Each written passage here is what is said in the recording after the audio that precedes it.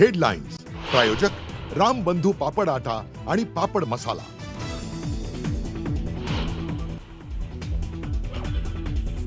सुनेत्रा पवार घेणार आमदारांच्या स्वतंत्र बैठका। प्रत्येक आमदारासोबत स्वतः 1 to 1 संवाद साधणार। पक्ष विलीनीकरणाबाबत आमदारांची मतं जाणून घेणार। सूत्रांची माहिती।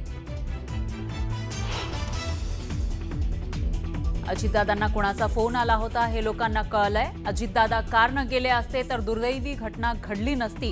रोहित पवारांची प्रतिक्रिया। बारामतीला कारनं जायचं ठरलं होतं, मात्र प्रफुल्ल पटेल किंवा कुणाचा तरी फोन आल्यानंतर फाईल आणण्यासाठी उशीर झाला, त्यामुळे फ्लाईटनं जाण्याचा निर्णय। राष्ट्रवादीच्या प्रमोद हिंदुराव यांच्या दाव्यानं चर्चांना उधाण।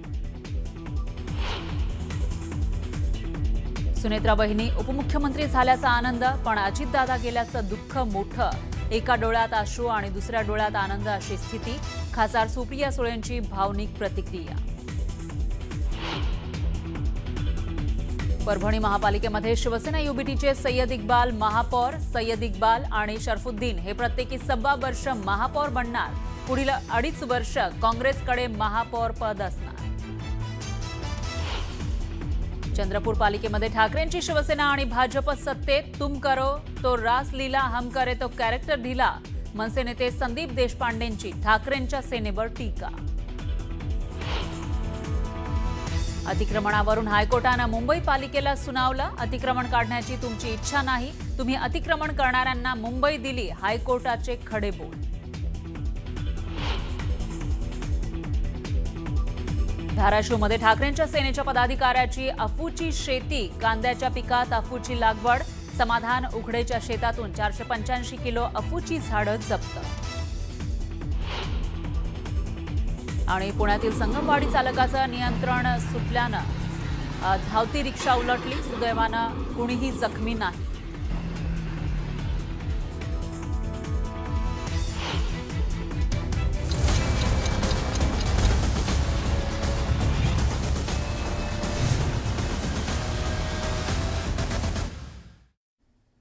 नमस्कार, मी फराह खान। तुम्ही बघताय न्यूज 18 मराठी, आवाज महाराष्ट्राचा। आणि प्राईम टाइम बुलेटिन मध्ये पुढच्या तासाभरात आज दिवसभरातल्या सर्व महत्त्वाच्या घडामोडी आपण बघणार आहोत।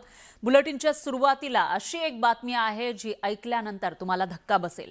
संशयाच्या भूतानं नवी मुंबईमध्ये एकाचा जीव गेलेला आहे। अत्यंत थंड डोक्यानं आरोपीनं गुन्हा केलाय आणि मृतदेह 191 किलोमीटर दूर नेला। गुन्हा लपवण्याचा सुद्धा पुरेपूर प्रयत्न केला, पण तो पोलीस असताना सुद्धा हा गुन्हेगार पोलिसांच्या चाणाक्ष नजरेमधून त्याचा गुन्हा लपू शकला नाही। हा चेहरा जरा निरखून पहा। नाव बंडू बापू भिसे, राहणार कळंबोली पनवेल। पेशा पोलीस हवालदार। नवी मुंबईच्या रबाळे पोलीस ठाण्यात तो हवालदार म्हणून कार्यरत आहे। पण आता त्याचं खरं रूप जगासमोर आलंय। पोलिसांनी त्याला हत्ये प्रकरणात जेरबंद केलंय। पोलिसांच्या तपासात जी माहिती समोर आली आहे ती हादरवून टाकणारी आहे।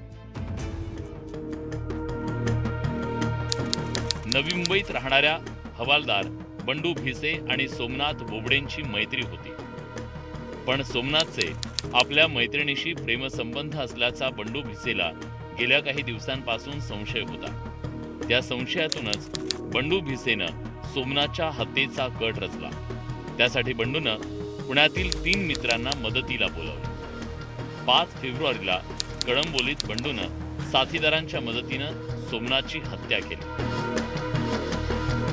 संशयित आरोपीनं बोबडे याला कळंबोली येथे गाठलं। त्यानंतर त्याला होंडा सिटी कारमध्ये जबरदस्तीने बसवत त्याचे हात पाय बांधले। त्यानंतर त्याची गळा आवळून हत्या केली।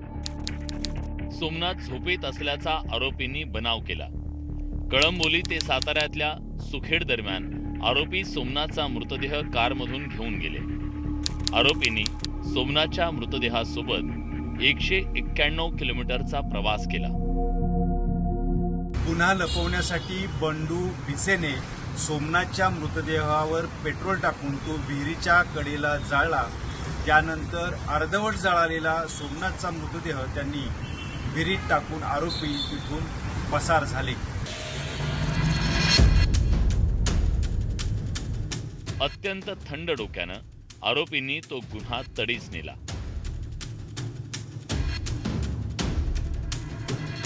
तसंच तो लपवण्याचा पुरेपूर प्रयत्नही केला, पण पोलिसांच्या चाणाक्ष नजरेतून तो गुन्हा लपू शकला नाही. पोलिसांना 6 फेब्रुवारीला या गुन्ह्याची खबर लागली आणि मग पोलिसांच्या तपासाची चक्र फिरली. दरम्यान पोलिसांच्या हाती एक संशयित कारचा सीसीटीव्ही लागला. पोलिसांनी खोलात जाऊन तपास केल्यानंतर हळूहळू उलगडा होत गेला. पोलीस बंडू भिसेपर्यंत जाऊन पोहोचले आणि त्याची चौकशी केली. पोलीस चौकशीत बंडू भिसेनं गुन्ह्याची कबुली दिली. अवघ्या 3 दिवसात पोलिसांनी गुन्ह्याचा छडा लावला. नवी मुंबईहून विश्वनाथ सावंतसह सचिन जाधव, सातारा. पाहुयात पुढची बातमी. पुणे जिल्ह्यामधील कोरेगाव भीमा गावात बंगाली कामगाराची हत्या झाली आहे आणि यावरून राजकीय पोळी भाजण्याचा प्रयत्न पश्चिम बंगालच्या मुख्यमंत्री ममता बॅनर्जींनी केला. सध्या पश्चिम बंगालमध्ये निवडणुकांचा वारं वाहू लागलेला आहे, त्यामुळे ममता बॅनर्जींनी हा हत्येचा मुद्दा पुढे करून राजकारण करण्याचा प्रयत्न केला. पण पोलीस तपासात त्यांच्या आरोपातील खोटेपणा उघड झालाय.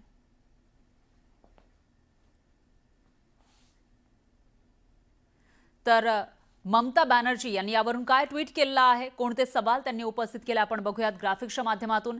दारूच्या नशेत हा वाद झाल्यानंतर या व्यक्तीची हत्या झाल्याची माहिती समोर आली आहे. मात्र ममता बॅनर्जी म्हणतात महाराष्ट्राच्या पुण्यात पुरुलियामधील एका व्यक्तीचं, कामगाराचं सुखेन महातो याची क्रूर हत्येनं हादरलेला आहे. संतापले मी, माझी भावना शब्दात व्यक्त करता येत नाही.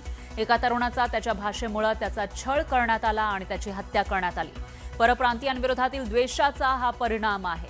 गुन्हेगारांना तात्काळ अटक आणि शिक्षा देण्यात यावी. या दुःखात सुखेनच्या कुटुंबासोबत बंगाल उभा आहे, असं ट्विट ममता बॅनर्जी यांनी केलं. आणि ही जी हत्या पुण्यामध्ये झाली होती त्याचं एक प्रकारे राजकारण करण्याचा प्रयत्न केला.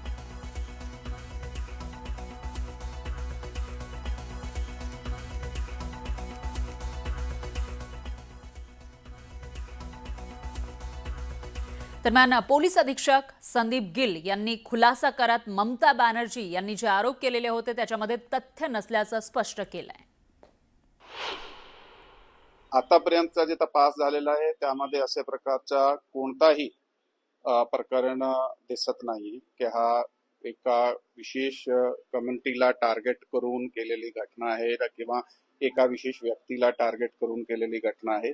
सध्यापर्यंत जे निष्पन्न होत आहे त्यामध्ये ऑल ऑफ अ सडन अचानकपणे ही घटना घडलेली आहे, त्यामध्ये आमच्या समोर आलेलं आहे. तर हे प्रकरण नेमकं काय आहे ते आपण बघूयात. पुणे जिल्ह्यातील शिरूर तालुक्याच्या कोरेगाव भीमामध्ये सुखेन महातो याचा खून झाला होता आणि सुखेन हा पश्चिम बंगालचा रहिवासी होता. तो पुण्यामध्ये राहत होता, त्या ठिकाणी त्याचा खून झाला. दारूच्या नशेमध्ये बंगाली तरुणाचा वाद झाला आणि त्याच्यानंतर हा खून करण्यात आला. धारदार शस्त्राने वार करून त्याची हत्या करण्यात आली होती. सुखेनचा मृतदेह त्याच्या घराजवळ आढळलेला होता. तर अज्ञात व्यक्तीनं ती हत्या केल्याचं सुखेनचा भाऊ देवाशीष महातोनं पोलिसांमध्ये जी तक्रार दिली होती त्याच्यामध्ये म्हटलेलं आहे. तसंच हत्येचं कारण माहीत नसल्याचं सुद्धा त्यानं पोलिसांना सांगितलं. मात्र असं असतानाही ममता बॅनर्जींनी सुखेन हा केवळ बंगालचा राहणारा आणि बंगाली भाषिक असल्यानंच त्याची हत्या झाल्याचा दावा सोशल मीडियावरील पोस्टमध्ये केला. मात्र पोलीस तपासात वेगळीच माहिती समोर आली आहे. 9 फेब्रुवारीला ही हत्येची घटना घडलेली आहे. या ठिकाणी दारूच्या नशेत वाद झाल्यानंतर सुखेनची हत्या झाल्याचं पोलीस तपासात समोर आलंय. हा मयत इसम जो आहे तो 1-2 लोकल जे काही सस्पेक्ट आम्हाला दिसत आहे ते त्यांना भेटला आहे आणि त्याच्यात मध्ये काही झालेला आहे. आपसात ऑल ऑफ अ सडन घडलेली घटना आहे असा सध्यापर्यंत आमच्या तपासामध्ये निष्पन्न झालेला आहे. तर जिथं ही घटना घडलेली होती तिथून या सगळ्या प्रकरणाचा आढावा घेतलेला आहे आपले प्रतिनिधी वैभव सोनवणे यांनी. मध्ये एका बंगाली नागरिकाचा खून करण्याच्या प्रकरणाला आता पूर्णतः राजकीय वळण लागले.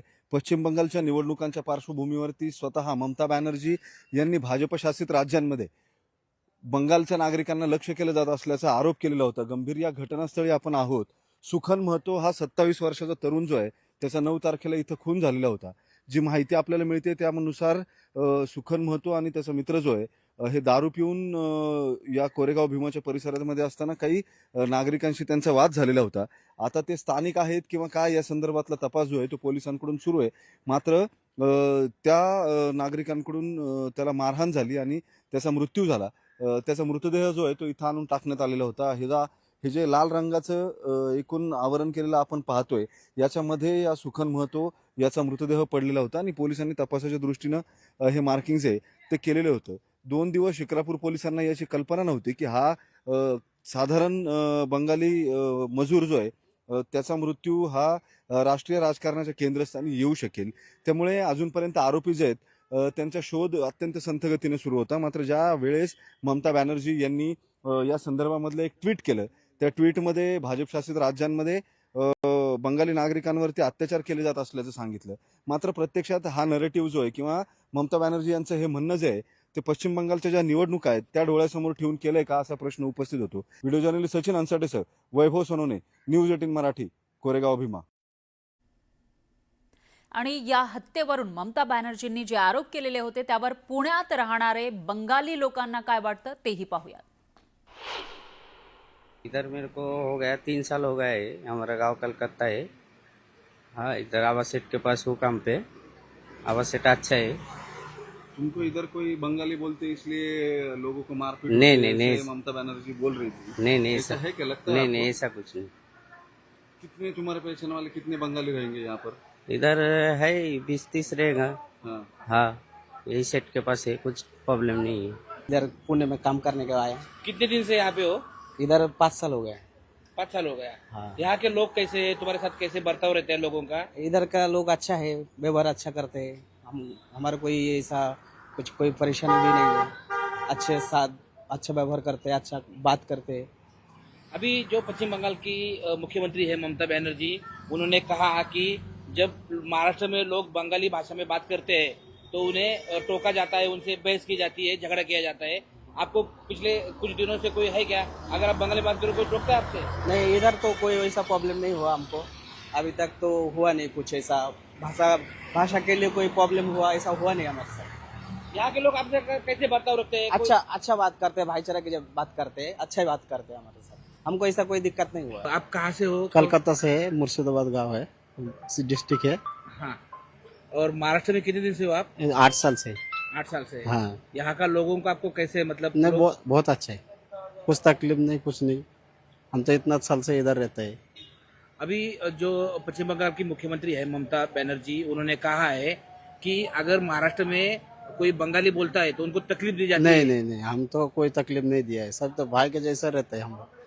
ऐसा कोई तकलीफ नहीं है इधर. हमारा इधर कुछ तकलीफ नहीं है. अब ये यहाँ पे कितने साल से यहाँ पे हो? इधर